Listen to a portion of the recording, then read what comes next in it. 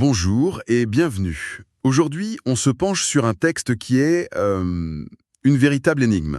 C'est le moins qu'on puisse dire, oui. Il s'agit d'une section d'un texte ancien, le Tantra Racine de Vajrakilaya. C'est un document qui nous vient du bouddhisme tantrique tibétain. Et il est tellement important qu'il a plusieurs noms selon les traditions. C'est ça, on a Bharakilaya Mula Tantra Kanda en sanskrit. Ou Dorubai Yuki Dambu en tibétain. Exactement.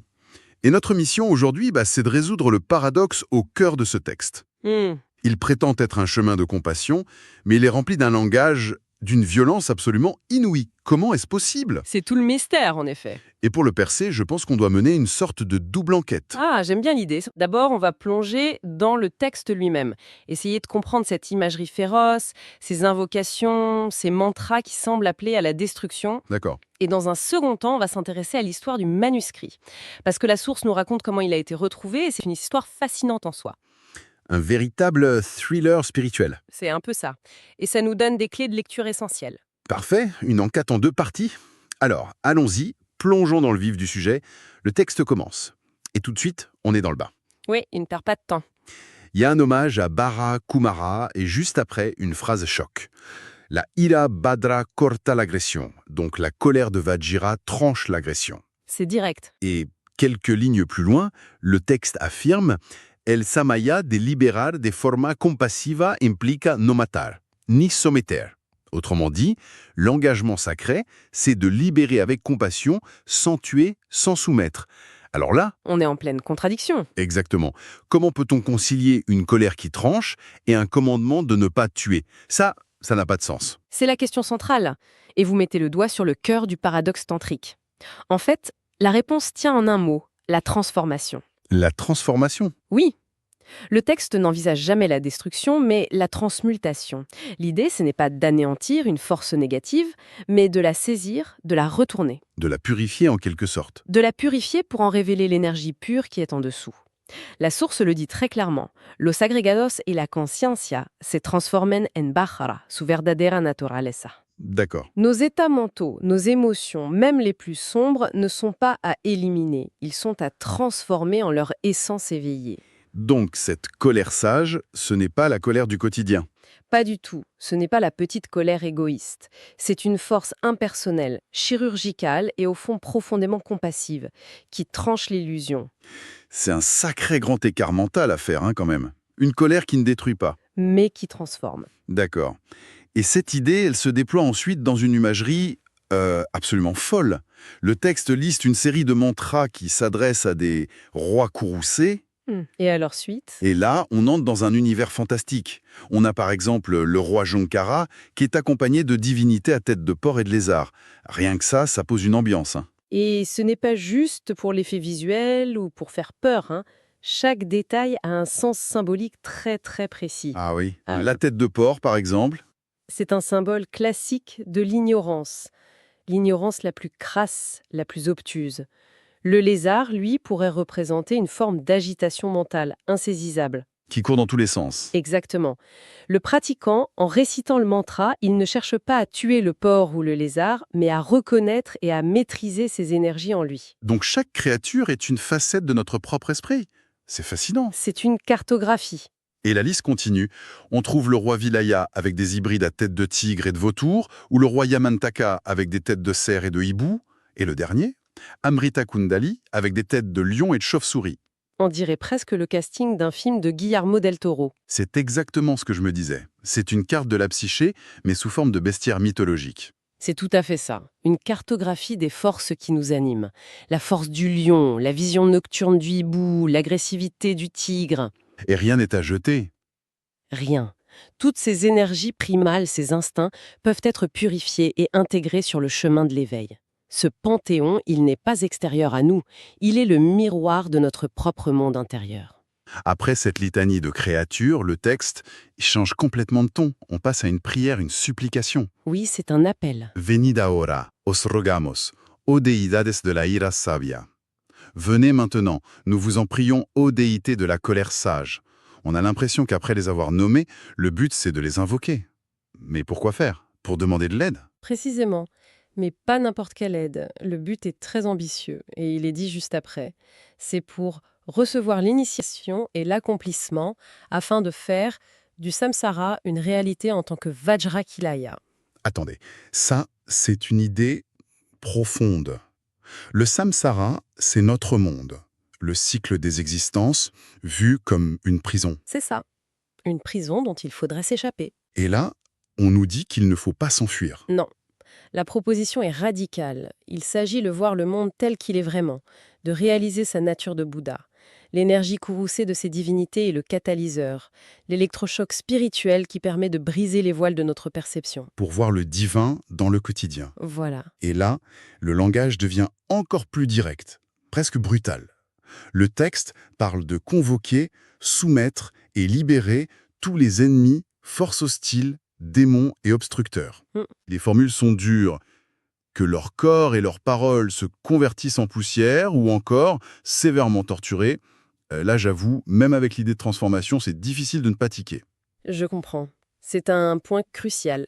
Ce langage est intentionnellement choquant pour nous sortir de notre zone de confort. Ça, c'est réussi. Mais il faut vraiment comprendre que dans ce contexte de pratique avancée, ces ennemis et ces démons, ce ne sont presque jamais des êtres extérieurs. Ce sont nos démons intérieurs, l'arrogance, la jalousie. L'avidité et la peur. Le langage de la torture décrit une purification intérieure radicale. C'est un psychodrame où l'on affronte et démantèle sans pitié ses propres schémas destructeurs. D'accord. Et d'ailleurs, il y a un indice très révélateur dans le texte. Pour nommer les démons à soumettre, il utilise l'expression fulano de tal. L'équivalent de un tel ou une telle en français. Exactement. Ça montre bien que l'obstacle est personnel, spécifique à chacun.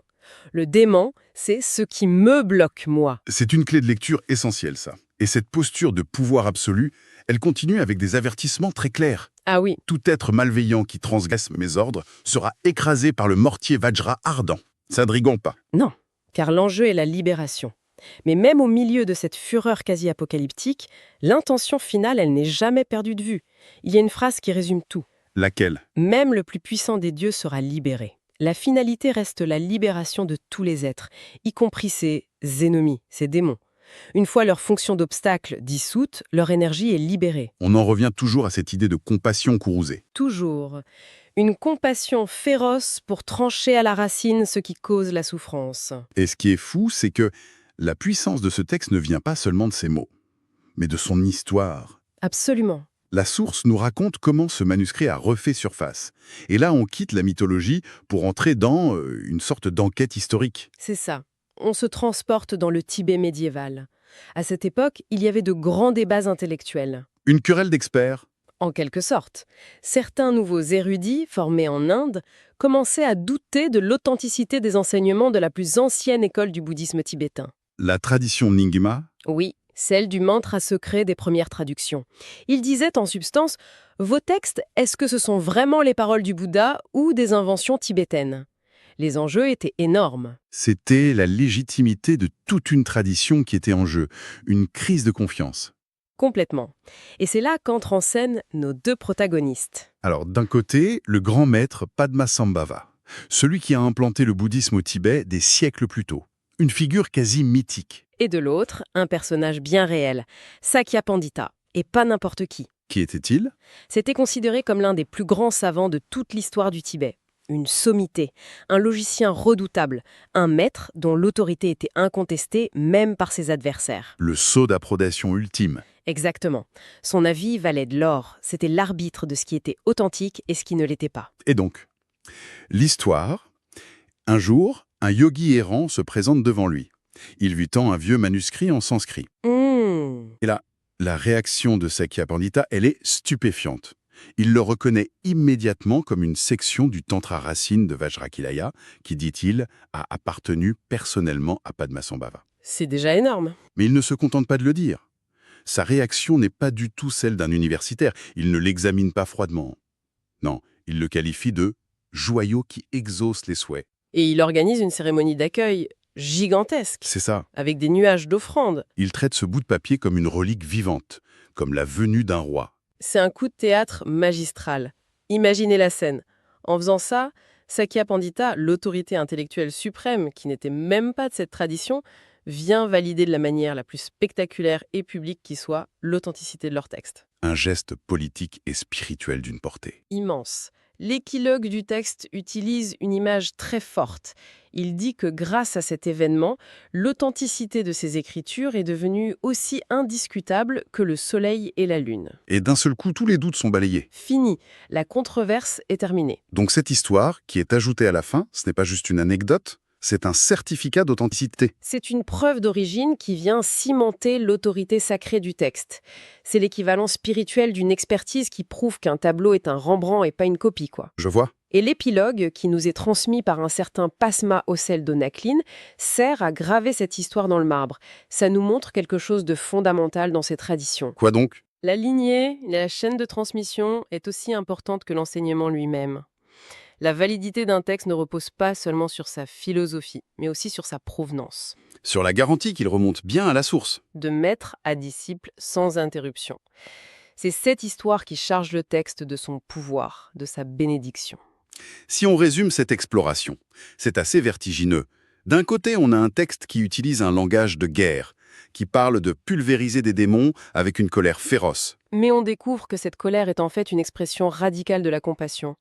Elle vise non pas à détruire, mais à transformer et à libérer.